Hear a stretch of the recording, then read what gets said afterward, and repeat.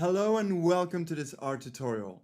In the previous tutorials, we already implemented a multiple linear regression model that we fitted to the training set. But when we take a step back, do you think it's actually the optimal model that we can make with the data set that we have here?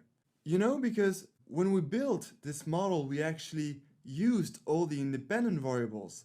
But what if among these independent variables, there are some that are highly statistically significant, that is, have great impact or great effect on the dependent variable profit, and some that are not statistically significant at all. That means that if we removed these non-statistically significant variables from the model, well, we would still get some amazing predictions. So the goal in this tutorial is to actually find a team, an optimal team of independent variables, so that each independent variable of the team has great impact on the dependent variable profit. That is, each independent variable of the team is a powerful predictor that is highly statistically significant and definitely has an effect on the dependent variable profit. And this effect can be positive, that is, for an increase of 1 unit of the independent variable, the profit will increase, or it can be negative, that is, for an increase of 1 unit of the independent variable, the profit will decrease. And so we're going to divide this final step of building this optimal model using backward elimination into 2 tutorials. In this first tutorial that we are having right now, I'm going to walk you through the backward elimination algorithm without completing it up to the end. That means that at the end of this tutorial, you'll get a homework, which will consist of completing what we started with backward elimination. So I'm sure you will have no problem because I'm going to walk you through the introduction of backward elimination so that you can understand everything and have all the tools to complete the homework. And then in the next tutorial, I'll give you the solution of this homework and we will complete together the backward elimination. So I hope you're excited. Let's start right now the backward elimination. So for those of you who followed the Python tutorial, you will notice that it's actually a little more simple here. Because in the Python tutorial, we had to use another library and another multiple linear regression model to implement backward elimination. And this time, we will simply take the model that we created here and we will use this amazing function summary of R that returns a great deal of statistical information that can help make our model more robust. And then, same as in Python, we are going to do some copy-paste very simply until we get to the final team of our independent variables. So let's do this. You're going to see it's really quick and easy. We're going to do that very efficiently. And the first step of doing that is to actually take our model, because as I just mentioned, we're going to use the same model to implement backward elimination. So here I just copied the model and I'm going to paste it here. And now we're just going to change 2 things. The first thing is, instead of having this dot here, you know, this dot that represents all the independent variables, we're going to write all the independent variables separated by a plus. Because, you know, the principle of backward elimination is that we will remove each independent variable that is not statistically significant one by one. So we need here to write each of the independent variables so that when we copy-paste this model here, we will just need to remove the non-statistically significant variable from this equation here. Okay, so let's first do this. I'm going to take our data set here to look at the independent variables. So the first independent variable is rdSpan, so let's add it here. So r dot d, so you know, as a reminder, there is a dot here because the original name for this independent variable is r space d, and r just replaced the space by a dot here. So it's good to know that if you're working with r and if you have some data sets with spaces in your column names. And then, okay, so what was the name? Dot, another dot, so that means another space, dot, and spend. All right, so that's the first independent variable. And now let's add the second one. So we need to separate them by a plus.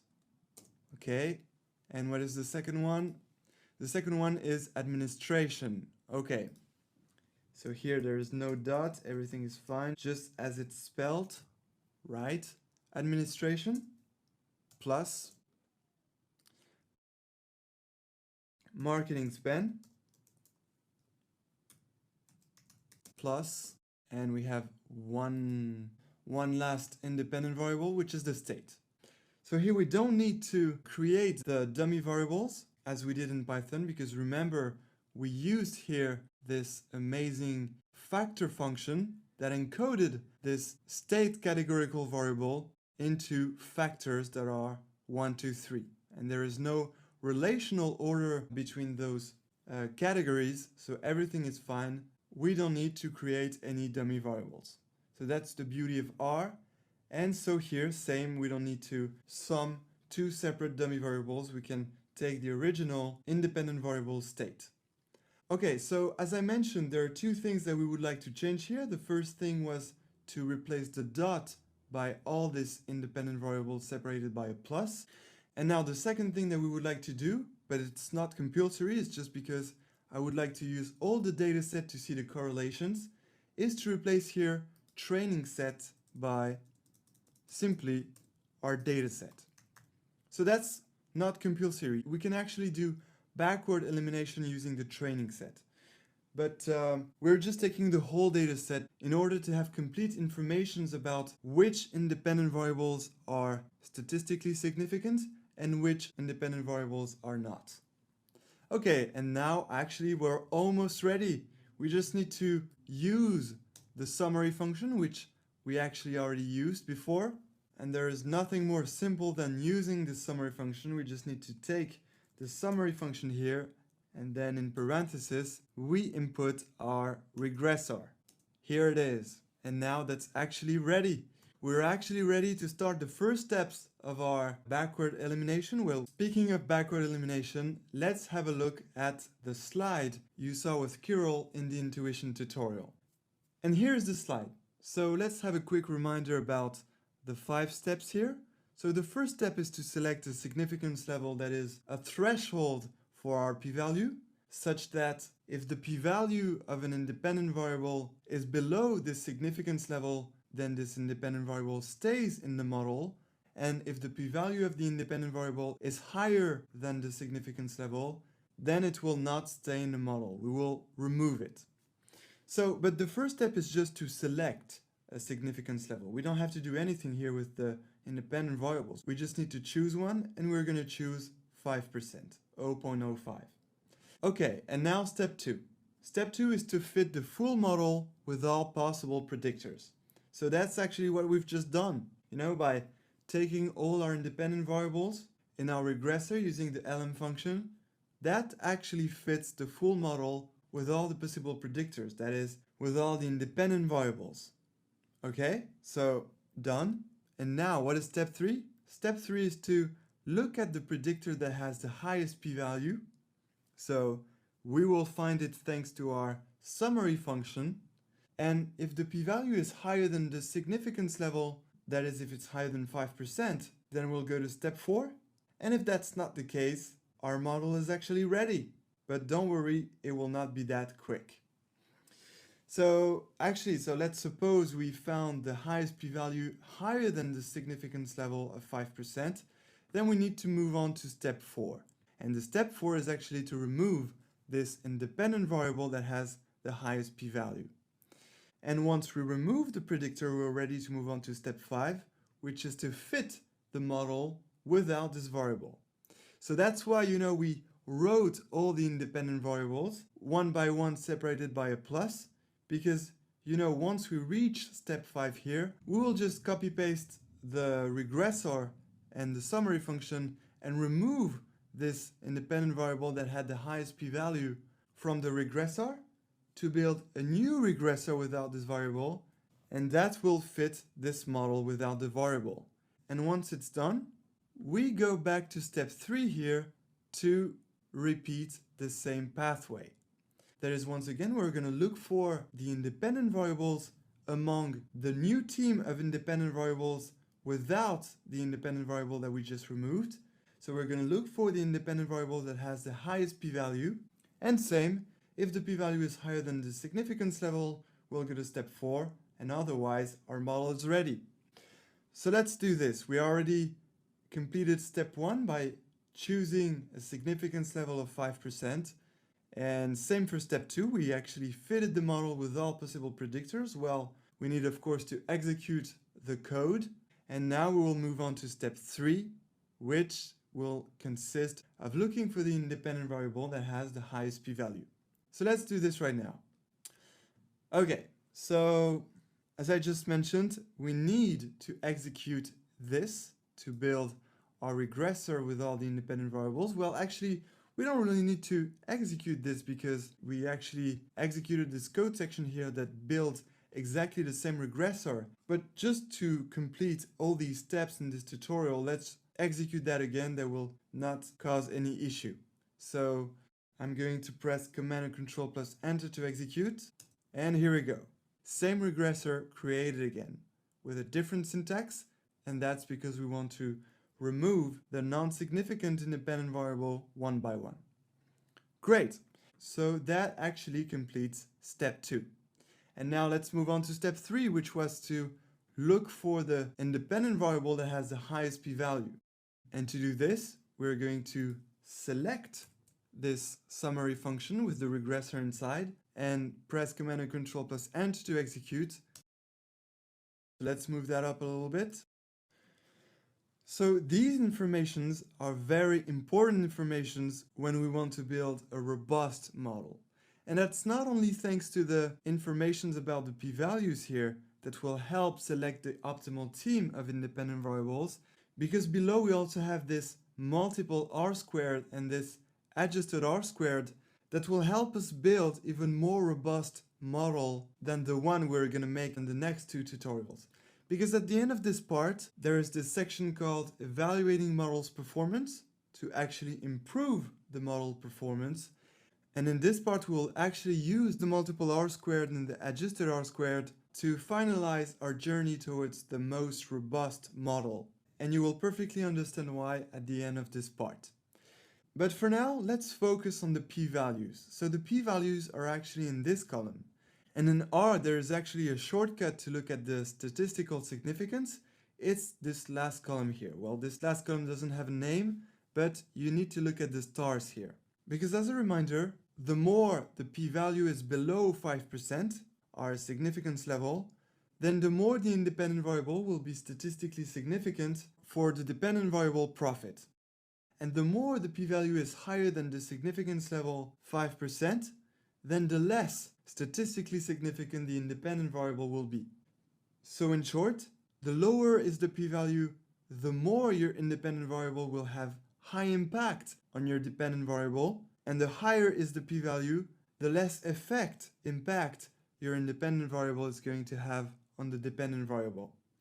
And there is this reminder here that says that if the p-value is between 0 and 0.1%, then it's 3 stars, meaning that it's highly statistically significant. Then if the p-value is between 0.1% and 1%, then it's 2 stars, meaning that it's very statistically significant, but less significant than when there is 3 stars. Then if the p-value is between 1% and 5%, then it's simply statistically significant. That is, your independent variable still have some good impact on the dependent variable. And then if the p-value is between 5% and 10%, then it's a dot, meaning that there is definitely a certain level of statistical significance. That is, your independent variable has a certain effect on your dependent variable, but definitely not as much as your other independent variables that are in these categories here, especially for this one. And finally, if your p-value is between 10% and 1, well, there's absolutely no statistical significance. So that means that with what we first observe here, well, we can see that the R&D spend is highly statistically significant, but the rest seems to be not significant. But let's wait for the backward elimination to be completed to find out if our final team is actually only composed of RD spend. Because by removing some independent variables here, that will remove some possible bias that once some independent variables are removed, we can actually find an independent variable that is more statistically significant than what it appeared to be at the beginning, that is, at the first step here. So let's find out about that, and actually you will find out about that yourself because this will be the subject of the homework. But don't worry, I'm going to walk you through the first steps of backward elimination and you will complete it yourself. And in the next tutorial, of course, we'll have the solution and we'll complete it together. So I look forward to seeing if we get the same result. Okay, so now let's carry on with backward elimination. So remember, we are at step 3, and the step 3 is actually to look for the independent variable that has the highest p-value, and we can find it very easily. It's actually this one, because indeed its p-value is 0.99, that is 99%, so that's actually a very high p-value, and we are way above the significance level of 5%. So this dummy variable for state 2, is definitely not statistically significant at all. It has absolutely no effect on the dependent variable profit. And by the way, we also observe that state 3 here has a 94% p-value, and there is no way that if we remove state 2, well, this p-value will decrease below the 5% significance level. So we can actually remove this state 3 independent variable as well, because clearly the state has no effect or impact on the dependent variable profit. So we will actually make some kind of a shortcut here, and instead of removing the independent variable that has the highest p-value, that is state 2, we will actually remove both these dummy variables for state, because definitely the state is not statistically significant. So let's do this. Let's remove the state variable from our equation. So I'm going to put that down. Okay, so as I told you, it's very simple. We're just going to copy this and paste it here. And then, so what do we have to do now? We just need to remove the state independent variable from our equation here. And by doing that, we complete step 4. Because if we go back to our slide, step 4 is to actually remove the predictor. Great. And now we can move on to step 5, which is to fit the multiple linear regression model without the independent variable state that we just removed. Okay, so we removed state, so step 4 completed. And now step 5 is to actually fit the model without this independent variable state that we just removed. So let's do this. We just need to select this, press Command and Control plus Enter to execute. And here it is, our new regressor is ready without the state independent variable. So now we have a team of 3 independent variables. Wait and see which independent variable is going to be kicked out of the team. And speaking of that, this is where I'm going to leave you alone for the homework. But don't worry, you will have the solution in the next tutorial, but really try to implement this yourself, complete backward elimination up to the end, and it will be fun to see if we get the same result. And there is actually kind of a decision to make at the end of backward elimination, so I'm curious to see how you make that decision, make that call, because both solutions are actually great. And we will talk about that in the solution. So good luck for the homework. You're going to see it's going to be fine. So basically what you only have to do is to follow this backward elimination slide. And so together in this tutorial we went up to this step 5 here. And now as you can see you have to go back to step 3 and redo the steps 3, 4, 5 exactly like we just did until you find that the highest p-value is not higher than the significant level. And when it's the case, your model will be ready. Okay, so I look forward to seeing you in the next tutorial. I look forward to comparing with you your results to mine, and I'm sure everything will be okay. Backward elimination is very practical on R. It will actually be fun and easy to complete this. So thank you for watching this tutorial, and I look forward to seeing you in the next one for the solution.